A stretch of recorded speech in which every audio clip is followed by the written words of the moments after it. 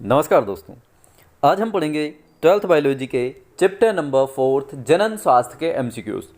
चलिए शुरू करते हैं और लेते हैं पहला क्वेश्चन। महिलाओं के लिए मुखी गर्भनिरोधक वैज्ञानिकों ने किस संस्थान में विकसित किया? इनमें से वो कौन सा संस्थान है जिसमें भारत के वैज्ञानिकों ने मुखी गर्भनिरोधक तैयार किया? तो वो है CDRI Lucknow. So the right answer will be option number A. और हाँ, यदि आप जानना चाहते हो कौन सा मुखी गर्भनिरोधक है जो कि CDRI लखनऊ के साइंटिस्ट ने डेवलप किया है, उसका नाम मैं आपको वीडियो के अंत में बताऊंगा, तो बने रहिए वीडियो के अंत तक। चलिए अब आगे बढ़ते हैं, लेते हैं अगला क्वेश्चन। एमनियोसेंटेसिस प्रक्रिया अपनाई जाती है गर्भावस्था के। इसमें पूछा जा रहा है कि एमनियोसेंटेसिस की प्रक्रिया है गर्भावस्था के कौन सा सप्ताह में अपनाई जाती है? So the right answer will be option number B, 15 to 20 week, यानी 15 से 20वें सप्ताह में। क्वेश्चन नंबर 3, अल्फा फीटोप्रोटीन स्तर मापन में निम्न दोष का जन्म पूर्व अभिज्ञान किया जाता है। जो अल्फा फीटोप्रोटीन स्तर मापन होता है, एक टेस्ट होता है, इसमें जन्म पूर्व कौन से दोष का अभिज्ञान किया जाता है, कौन से दोष का पता लगाया जाता है? जब बेबी माँ के गर्भ में पल रहा होता है उसी टाइम पर यह टेस्ट लगाया जाता है। तो उसमें आपको बताना है कि यहाँ पर किस चीज़ का पता लगाया जाता है। तो इसमें पता लगाया जाता है एनेन्सेफेली, स्पाइना बाइफिडा, दोनों का। So the right answer will be option number C, उपयुक्त दोनों। Next question, question number 4, copper T का क्या कार्य है? जो कॉपर टी होता है इसका क्या कार्य होता है? देखिए, जो कॉपर टी होता है एक IUD डिवाइस है। IUD यानी इंट्रा यूटेराइन डिवाइस। इसका जो कार्य है निषेचन को रोकना है, मतलब ये एक गर्भ निरोधक डिवाइस है। इसका जो काम है निषेचन को रोकने का है। चलिए आगे बढ़ते हैं, लेते हैं अगला क्वेश्चन। क्वेश्चन नंबर 5, निम्न में से जन्म दर को नियंत्रित करने की विधि है। इनमें से वो कौन सी विधि है जिसके द्वारा जन्म को नियंत्रित किया जाता है? So the right answer will be option number A, IUD, intra uterine device. चलिए आगे बढ़ते, लेते हैं अगला क्वेश्चन। GIFT का तात्पर्य है, जो GIFT है इसका क्या मतलब है? सो GIFT यानी गैमेटिक इंट्राफेलोपियन ट्रांसफर। जो गैमीट होता है उसका फेलोपियन ट्यूब में ट्रांसफर करना ही गैमेटिक इंट्राफेलोपियन ट्रांसफर कहलाता है। So the right answer will be option number B, gametic intrafallopian transfer. Next question, question number 7, test tube baby का अर्थ है। जो टेस्ट ट्यूब बेबी होता है इसका क्या अर्थ है?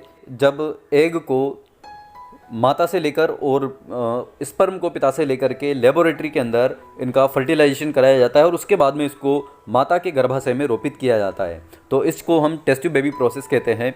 तो सही आंसर होगा यहाँ पर ऑप्शन नंबर डी। चलिए आगे बढ़ते, लेते हैं अगला क्वेश्चन। क्वेश्चन नंबर 8, इनमें से किसे मानव जनसंख्या नियंत्रण में प्रयोग किया जाता है? एस्ट्रोजन तथा प्रोजेस्टेरोन, IUCD तथा MTP, ट्यूबेक्टोमी तथा वेसेक्टोमी। यहाँ पर सभी ऑप्शन सही हैं। So the right answer will be option number D.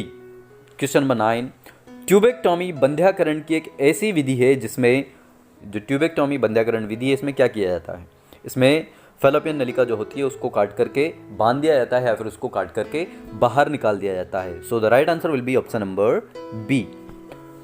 चलिए आगे बढ़ते हैं, लेते हैं अगला क्वेश्चन। क्वेश्चन नंबर 10, शुक्रवाहिका उच्छेदन के बारे में निम्न में से कौन सा गलत है? यहाँ पर आपको गलत ऑप्शन को चयन करना है। देखिए, शुक्रवाहिका को काटकर बांध दिया जाता है, बिल्कुल सही है। अनुत्क्रमणीय बंध्यता, बिल्कुल सही है। वीर्य में शुक्राणु नहीं होते, ये भी सही है। सो यहाँ पर गलत कौन सा है? ऑप्शन नंबर डी, एपिडाइडिमस में शुक्राणु नहीं होते। ये जो क्वेश्चन है ये नीट 2016 में पूछा गया है, सो याद रखना। नेक्स्ट क्वेश्चन, क्वेश्चन नंबर 11, एक दंपति जिसमें पुरुष में शुक्राणुओं की संख्या बहुत कम है, उनके लिए निषेचन की कौन सी तकनीक अपनाई जाती है? जब पुरुष में शुक्राणु की संख्या बहुत कम होती है तो उसमें एक तकनीक अपनाई जाती है जिसको कहा जाता है ICSI, इंग्लिश में कहते हैं इंट्रासाइटोप्लाज्मिक स्पर्म इंजेक्शन, मतलब अंतःकोशिकी शुक्राणु निक्षेपण। जो ऑप्शन नंबर डी है वो सही है। ठीक, आगे बढ़ते हैं, लेते हैं अगला क्वेश्चन। क्वेश्चन नंबर 12, कॉपर मोचित IUD में कॉपर आयनों का क्या कार्य होता है? जैसे कि जो कॉपर टी होती है उसमें कॉपर आयन का क्या कार्य होता है? तो यहाँ पर जो कॉपर आयन होते हैं उसका कार्य होता है शुक्राणु की गतिशीलता एवं निषेचन क्षमता को कम करना। तो सही उत्तर होगा यहाँ पर option number A. Question number 13, nor plant है। जो नॉर प्लांट है एक ऐसी डिवाइस है जो कि स्त्रियों के लिए गर्भ निरोधक के रूप में प्रयोग की जाती है, जिससे कई सारे हार्मोन्स रिलीज होते हैं। ये छोटी छोटी 6 छड़ों का बना होता है जिन्हें बहुधा ऊपरी भुजा में अंदर की ओर समाविष्ट किया जाता है। ठीक है, ये अनेक वर्षों तक लीवोनॉर्जेस्ट्रोल मुक्त करती रहती हैं। ठीक, so the right answer will be option number B, levonorgestrel समाविष्ट। ठीक है, नेक्स्ट क्वेश्चन, क्वेश्चन नंबर 14 नर से संबंधित है, मुखी गोली या ट्यूबेक्टोमी या वेसेक्टोमी। देखिए, जो मुखी गोली है ये महिलाओं के द्वारा ली जाती है, ट्यूबेक्टोमी ये भी महिलाओं में की जाती है। जो महिलाओं का फैलोपियन ट्यूब होता है उसको काट दिया जाता है या फिर उसको काट करके बांध दिया जाता है। नेक्स्ट है option number C, vasectomy. Vasectomy सही आंसर है यहाँ पर, और जो वेसेक्टोमी है यही पुरुषों से संबंधित है। ठीक है, आगे बढ़ते लेते हैं अगला क्वेश्चन, क्वेश्चन नंबर 15 यौन संक्रमित रोगों के कारण होते हैं। जो यौन संचारित रोग हैं उसके क्या कारण हैं? विषाणु, जीवाणु, प्रोटोजोआ या उपयुक्त सभी। इनमें से कोई सा भी कारण हो सकता है, विषाणु, जीवाणु या protozoa. So the right answer will be option number 4, उपयुक्त सभी। Next question, question number 16 gonorrhoea रोग निम्न के द्वारा होता है। जो गोनोरिया रोग होता है निसेरिया गोनोरिया के द्वारा होता है, तो ये क्या है? विषाणु है, जीवाणु है, कवक है या फिर इनमें से कोई भी नहीं है। So the right answer will be option number 2, जीवाणु। जो निसेरिया गोनोरिया होता है एक बैक्टीरिया होता है जिसके द्वारा ये रोग होता है। ठीक है, क्वेश्चन नंबर 17 शुक्रवाहिका के एक खंड को चिकित्सा द्वारा काटना। जो शुक्रवाहिका होती है उसको चिकित्सा के द्वारा काटना तथा कटे हुए खंड को बांधने की प्रक्रिया क्या कहलाती है? ये पुरुषों में होती है, ये जन्म नियंत्रण की विधि है, तो इसको हम कहते हैं vasectomy.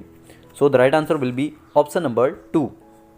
Next question, question number 18 copper T. इससे संबंधित एक क्वेश्चन हम ऑलरेडी कर चुके हैं। चलिए आगे देखते हैं इसमें क्या है। कॉपर टी के बारे में यहाँ पर बताना है क्या करती है ये। अंडे को आच्छादित करके निषेचन रोकती है, अवरोध का कार्य करती है, या ब्लास्टोसिस्ट के आरोपण को रोकती है, या फिर विदलन को रोकती है। तो यहाँ पर सही उत्तर जो है वो है ऑप्शन नंबर 2, अवरोध का कार्य करती है। मतलब ये जो एग होता है उसके पास तक में स्पर्म को नहीं पहुंचने देती है, जिससे फर्टिलाइजेशन की प्रोसेस नहीं हो पाती है। नेक्स्ट क्वेश्चन, क्वेश्चन नंबर 19 जन्म नियंत्रण की एक विधि है। इनमें से आपको बताना है कि जन्म नियंत्रण की विधि कौन सी है। सही उत्तर होगा यहाँ पर IUD। IUD एक जन्म नियंत्रण की विधि है, intra uterine devices. Next question, question number 20 सहायक प्रजाई प्रौद्योगिकी जिसमें शुक्राणु को सीधे अंडाणु में अंतःक्षेपित कराया जाता है वो क्या कहलाती है? इसको कहते हैं ICSI।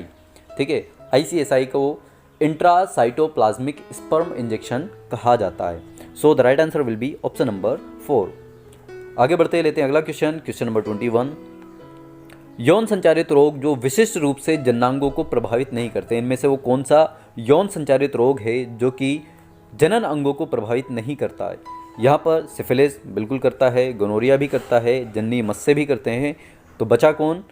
Option number 2, ads. Ads जो होता है ये जनन अंगों को प्रभावित नहीं करता है। नेक्स्ट क्वेश्चन, क्वेश्चन नंबर 22 सर्वाधिक प्रचलित गर्भ निरोधकों में से एक है कॉन्डोम। इसका क्या कारण है?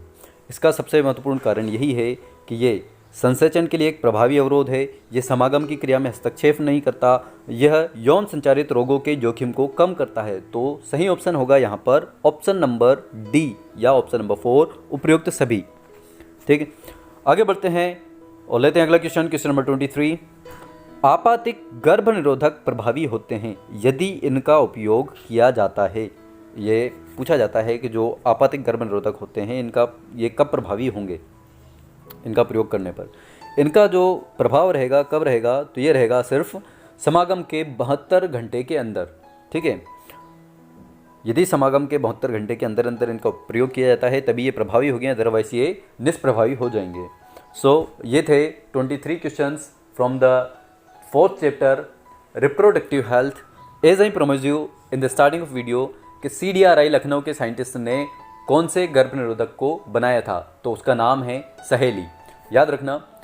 तो इस तरह से ये चैप्टर कंप्लीट होता है, इसके सारे MCQs पूरे हो जाते हैं। यदि आपको वीडियो अच्छी लगी है तो लाइक करें और चैनल पर यदि आप नए हैं तो चैनल को सब्सक्राइब करें। Thanks for watching, God bless you all.